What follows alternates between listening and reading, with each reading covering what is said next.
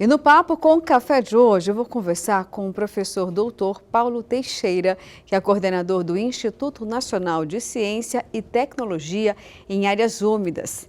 Entre os assuntos que eu vou falar com ele estão o Estatuto do Pantanal, até hoje não aprovado pelo Congresso Nacional. O Dia Mundial de Áreas Úmidas também, que foi celebrado nesta semana, e muitos outros assuntos, o que inclui até a instalação de hidrelétricas ao entorno do Pantanal e suas possíveis consequências, caso isso aconteça. Muitos assuntos, né? Tudo isso agora, no nosso quadro Papo com Café.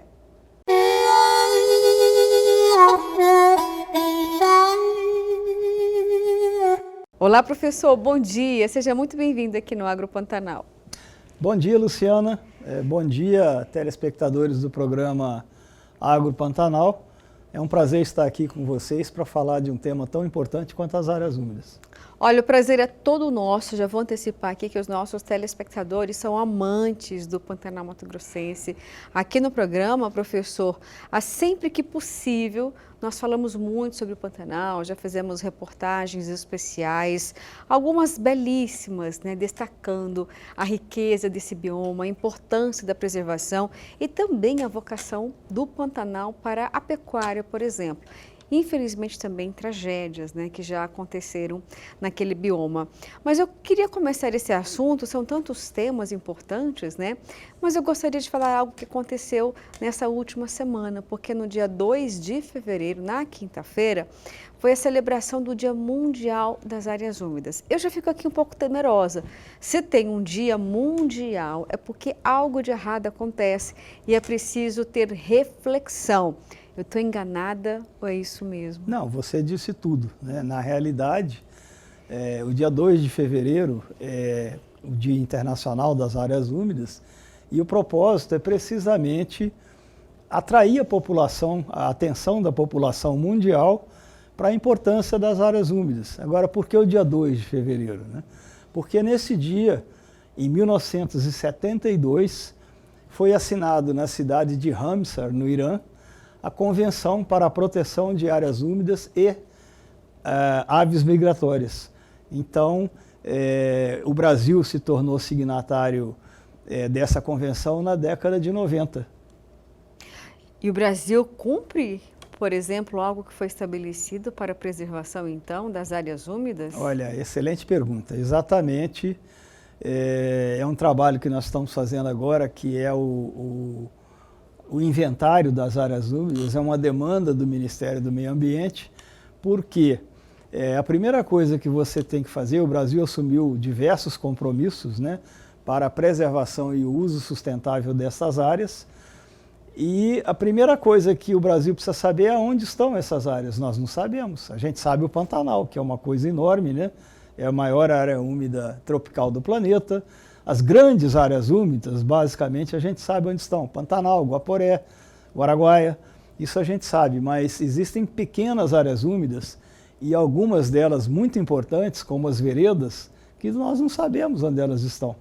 Então, para que você estabeleça políticas públicas para a conservação e o uso sustentável dessas áreas, o primeiro passo é delimitar e dizer onde elas estão, ou seja, fazer um inventário.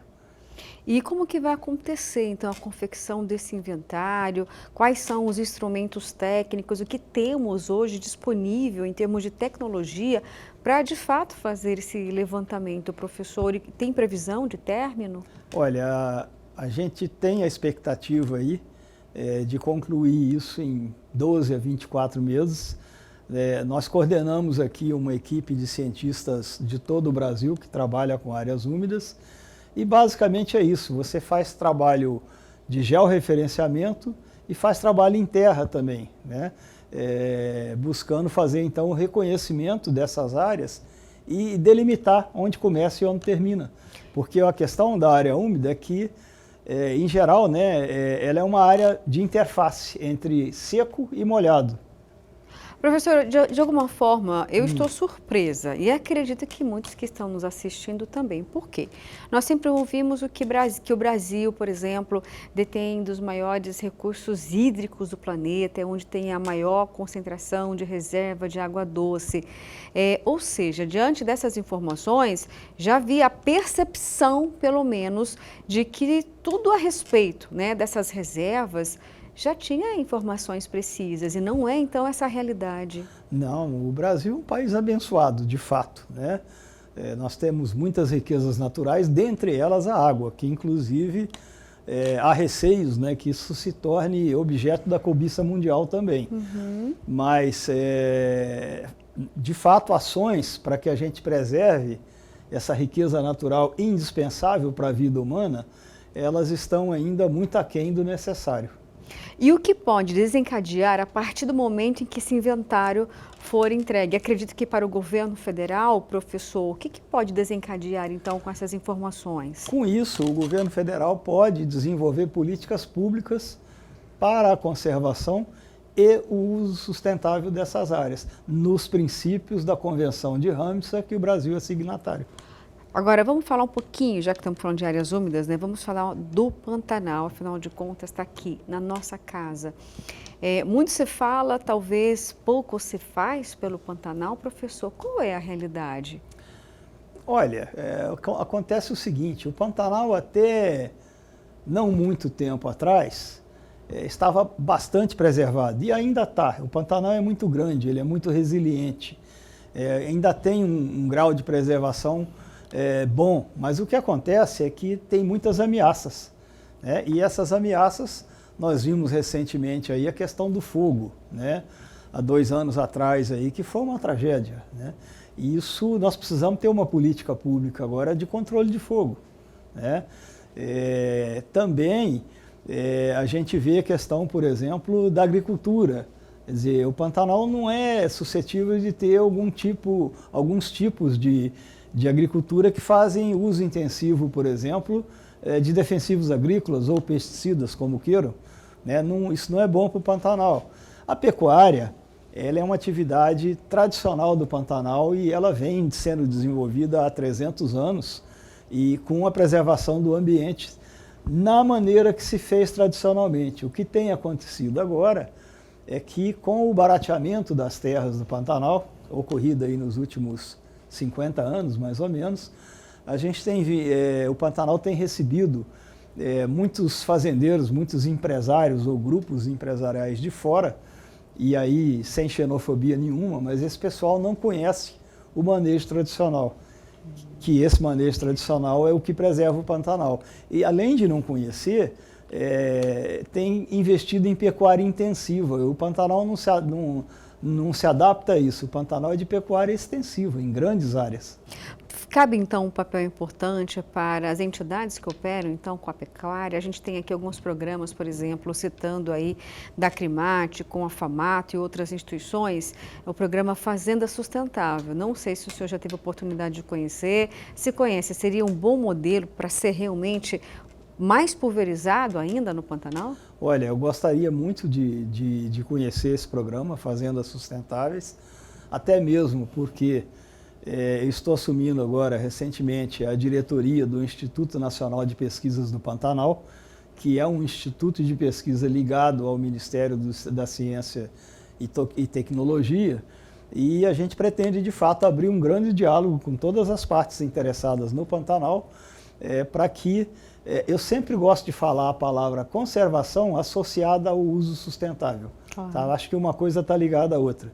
Mas para isso é necessário conversar, ouvir as partes envolvidas e, como eu sempre digo, né, através da associação do conhecimento tradicional ao conhecimento científico, nós podemos atingir os melhores resultados. Professor, foi debatido muito tempo na Assembleia Legislativa, alguns deputados celebraram uma vitória de impedir o avanço de hidrelétricas ou pequenas centrais hidrelétricas, as PCHs, que são intituladas como sendo de baixo impacto ambiental.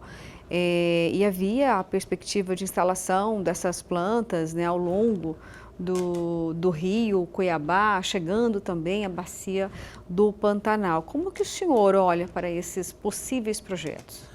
Olha, Luciana, a primeira coisa é realmente as PCHs são mesmo de baixo impacto, tá? Isso é inegável. O problema não é esse. O problema é você implantar 14, 20, 30 PCHs ao longo de um rio.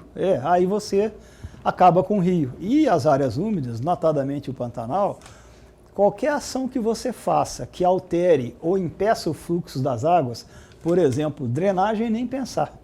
Eu vou te dar um exemplo de problema que houve com drenagem, que é lá nos Estados Unidos, no Everglades. Na década de 40, a especulação imobiliária entrou no Everglades, chamaram o corpo de engenheiros do exército americano para resolver o problema, porque dava muito inseto, porque não sei o quê. Eles drenaram as águas ali dos Everglades. O que começou a ocorrer nos anos 80 em Miami? As pessoas abriam a torneira e saía água salgada. Por quê? Quando drenaram a água para o mar, a pressão hidrostática no lençol freático reduziu e a água do mar entrou no lençol freático. Então, o governo americano teve um prejuízo bilionário para tentar fazer essa restauração. E aí eu puxo outro gancho, né? Que a gente falou agora do inventário das áreas úmidas. Vários países do mundo, não vou dizer o mundo inteiro, né, porque eu não tenho esse conhecimento, mas vários países do mundo, os mais avançados pelo menos, se fala hoje, a palavra é restauração das áreas úmidas. Hoje muitos países, a exemplo agora dos Estados Unidos, estão trabalhando para restaurar suas áreas úmidas. E nós nem sabemos aonde as nossas estão. Pois é. Então você vê que a gente está um pouco atrasado nisso. E quando o senhor fala, então, restaurar, não inclui PCHs? Não, restaurar é aquela área que já está danificada, né? E você vai ver como é que você faz para recuperá-la. Né? E como eu disse, não só PCHs, né? Mas, por exemplo, a tão propalada hidrovia Paraná-Paraguai. Quer dizer, ali, se você retifica o rio ou altera a velocidade da água ali, você já altera o sistema todo também. Professor, nesse inventário, por exemplo, além de fazer o mapeamento, então, da localização dessas áreas úmidas, vocês vão poder ter a liberdade, a autoridade de também fazer manifestações de instalações não possíveis que poderiam agredir ou trazer prejuízo ou não? É apenas o levantamento mesmo das áreas? É o levantamento das áreas. O nosso papel é levar a informação às autoridades. E aí cabe a classe política, ouvida a população, decidir o que vai fazer com essas informações. Como foi essa escolha para o INAL fazer esse levantamento, fazer o inventário? Foi uma demanda do Ministério do Meio Ambiente, porque o INAL já vem trabalhando com essa temática de áreas úmidas há algum tempo, inclusive lideramos uma equipe de cientistas brasileiros aí também, para formular uma definição nacional do que são as áreas úmidas, porque nem isso nós tínhamos até 2014. Né? Essa definição foi formulada em 2014 e no mesmo ano, se não me falha a memória, foi recomendada pelo CONAMA, pelo Conselho Nacional do Meio Ambiente. Então hoje nós temos uma definição oficial do que são as áreas úmidas. A partir dessa definição se fala em inventário. O custo é do governo federal? O custo é do governo federal, em parceria com o INAL, que é financiado pelo governo federal também. O INAL é financiado pelo CNPq, né? Uhum. Então, por exemplo, ninguém está pagando o trabalho nosso. Nosso trabalho é pago pela universidade. Nós não estamos ganhando extra por causa disso. Certo? Ninguém está ganhando uma consultoria para fazer isso. Então, isso já é uma contrapartida, né? Tem uma série de equipamentos também que os nossos laboratórios já possuem.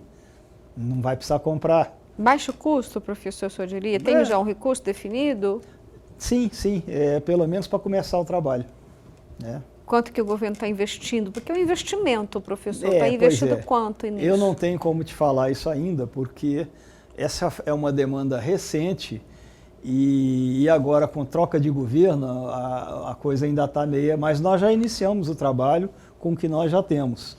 Mas tem que esperar um pouco organizar agora os ministérios, né, para que a gente possa sentar e bater o martelo num orçamento. Por enquanto é prematuro eu colocar qualquer coisa aqui. E vai ser um legado importante, afinal de contas, daqui a pouco os organismos internacionais vão estar citando o INAU por conta desse inventário. Não, com certeza. Inclusive o INAU, nosso trabalho de áreas úmidas já está sendo implantado, inclusive, as definições e o que nós desenvolvemos, já está sendo implantado, inclusive, na Colômbia. Então, está extrapolando o Brasil já.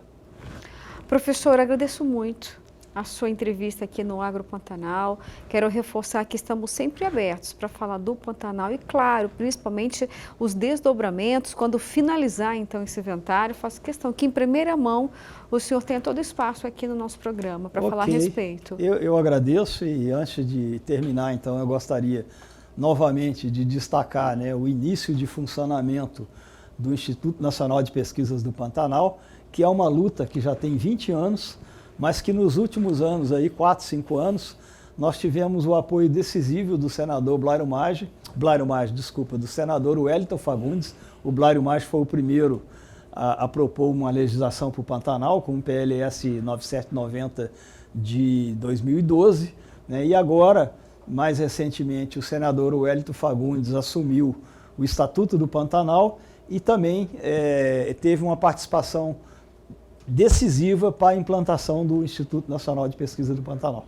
Ok, professor, muito obrigada. Ok. Bom, agora chegou aquele momento tentador, aquela receita para você fazer igualzinho aí na sua casa ou na fazenda. Sabores do Cerrado.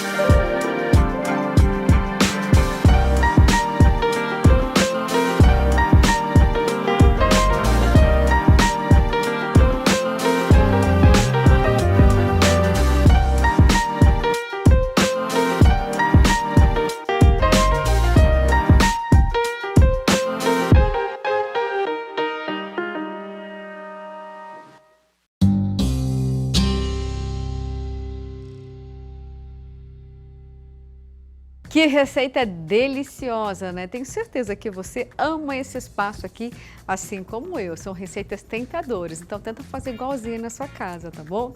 Bom, e agora vamos saber a resposta do quadro Mito ou Verdade deste domingo? Vamos lembrar então qual era a pergunta? Batata doce ajuda na redução da gordura abdominal? Verdade, gente. Esse alimento possui baixo índice glicêmico e isto eleva lentamente a glicose do sangue, o que resulta em menor produção de insulina pelo organismo, já que a insulina impede a quebra de gordura e acaba facilitando o acúmulo na região abdominal. Ter essa substância em quantidade reduzida no corpo possibilita a quebra e digestão da gordura. Viu só que dica maravilhosa aqui para você incluir na sua alimentação batata doce. Olha, eu já comecei a fazer isso e entendi o quanto este alimento realmente proporciona uma redução importante do índice de gordura no nosso organismo, viu? E ajuda aí a saciar um pouquinho o apetite e até te dar mais vigor muscular. Vale a pena incluir a batata doce sim na alimentação. Eu faço uma marmitinha, viu, todos os dias com alimentos saudáveis, cenoura crua e também batata doce. Ao invés de ficar comendo aí besteira, procure acrescentar batata doce aí na sua lancheirinha para ir ao trabalho, viu? Olha, me despeço por aqui, tenham todos um excelente domingo e na semana que vem tem muito mais. Eu espero por você.